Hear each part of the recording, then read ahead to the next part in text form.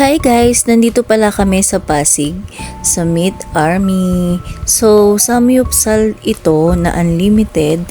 Itatry lang namin. First time namin dito guys. So, let's go inside guys. So, andito na nga kami sa entrance ni Meet Army. So, medyo hindi siya ganun kapuno. Pero, itong Meet Army, nakita lang namin siya sa online. So, ayan, nag-i-inquire muna kami kung magkano yung per head. Kasi, doon sa nakita namin, 299 siya. Pero yun pala isa promo lang. So, nag-picture-picture muna kami bago kami pumasok sa loob. So, let's go na guys. So, eto na yung set ng samyupsal nila. So, ayan. So, nag-i-start na kami kumain guys.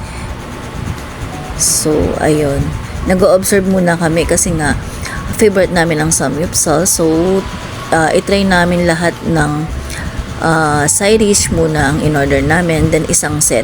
Dahil kapag nag-order ka na marami ay magbabayad ka. So, kailangan ubusin muna bago ka mag-order. So, ayan na nga guys, simulan na namin ang aming mukbang samyupsal dito sa Meet Army. Let's eat guys. So, hindi maganda yung panahon sa labas pero tumuloy pa din kami. So, ayun nga, nag-aantay kami ng ibang side dish na isa-serve sa amin pero yun na pala yun. So, wala kaming makitang any waiter dito kasi parang konti lang yung staff dito. And then, okay naman yung setup nila, maganda naman, maayos.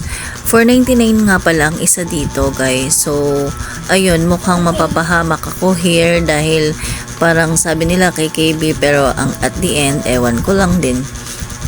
So, ayun na nga guys, habang nagluluto-luto kami dito, ayun, naghahanap pa kami ng ibang side dish na pwede.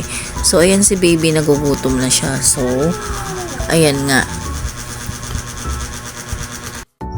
Actually, itong mga kasama ko na to, kumain na daw sila here and then nung unang dining nila dito, si Jason Bien ay free. So, ini-insist nung manager ba yun o kung sino man yung nasa reception kanina na may bayad daw si Jason Bien na half. So, in-insist din namin na hindi naman siya makakakain ng mga pagkain nila. So, ayun, pumayag na rin sila na free na lang si Jason Ben. Which is totoo naman na wala siyang makakain here kasi hindi naman siya pambata na pagkain. So, kumain man siya konti lang. So, ayun guys, habang ine-enjoy namin yung meal, so maingay itong batang sa tabi ko. So, ayun, let's eat na lang tayo. Enjoy na lang namin yung pagkain. Kain tayo guys. So, ito si Kayla, natutulalay na siya. Ewan ko kung bakit. Ayan o, tingnan nyo guys. Oh, parang wala siya sa mood.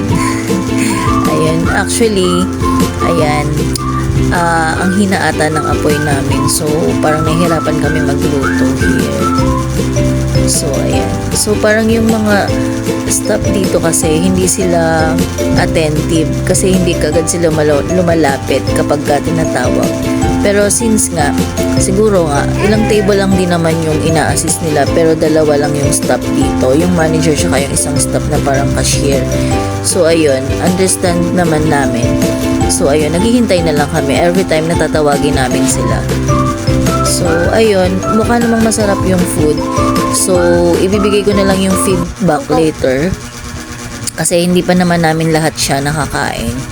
So, well, ang sarap naman pala talaga ng food. So, ayan na, nagbigay na ako ng feedback kasi nga, sobrang sarap naman yata talaga. So, let's see na lang mamaya sa feedback ko. So, ayan. Pwede na rin siya sa price. Affordable naman siya. So, medyo malayo nga lang siya sa Kabihasnan. So, una naligaw-ligaw pa kami kasi hindi namin alam. Ayun. So, sasabihin ko na lang mamaya yung kung saan yung location nito. So, baka gusto nyo ring mag-dine dito. So, okay naman dito. Wala naman din ako masasabi masama dahil kahit kulang understaff sila, ay inaasikaso pa rin naman kami. So, salamat Meet Army dahil inasikaso nyo kami and makukulit tong mga kasama ko guys. So, sa susunod siguro, ayun, agahan na lang namin yung punta dito kasi medyo late gabi na. So, ayun, nakita rin naman namin na marami na rin kumain. So, nag-full house na rin siya. So, alas 8 na nga pala ng gabi. So, ayun, siguro abutin kami dito ng 10 or 11. So, wala naman siyang oras. 2 to 3 hours siguro yung oras dito. So, ayun, medyo parang nakakaumay yung meat nila. Kaya, parang feeling ko makaka 2 rounds, 3 rounds lang kami ng set ng samyupsal. Pero not bad na rin yun. So, 4.99 fries na binayaran namin each. So, ayun. Mukha namang nag-enjoy sila. Ayun nga lang, natutulala ng isa dyan. So, ayun. Parang worth it naman talaga siya. So, masarap din yung ano nila, yung side dish. Nagustuhan ko yung fish cake nila. Ayun. Tapos, yung ano ba to? Yung meat nila kasi hindi siya agad maluto kasi parang mahina lang yung apoy. Kinonsern ko naman na din sa stop. Pero yun nga, hindi nga nila kami ma-assist. So, ayun, nag-antay na lang kaming maluto. So, sobrang hina lang. So, ayan na, busog na siya. So, natulala na. So, let's go. Bye!